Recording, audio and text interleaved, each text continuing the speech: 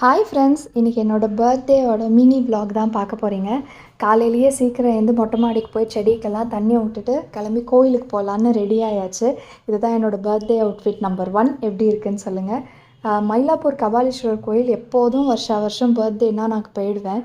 காலையில் அங்கே போயிட்டு வர வழியில் அப்படியே சங்கீதாவில் நல்லா சாப்பிட்டுட்டு பிரேக்ஃபாஸ்ட்டு, அப்புறம் லன்ச் வீட்டில் வந்து சாப்பிட்டுட்டு குழந்தைகள் எல்லாரோடையும் டைம் கொஞ்சம் ஸ்பெண்ட் பண்ணிவிட்டு அப்புறம் வந்து வெளியில் கொஞ்சம் ஷாப்பிங்லாம் போயிருந்தோம்.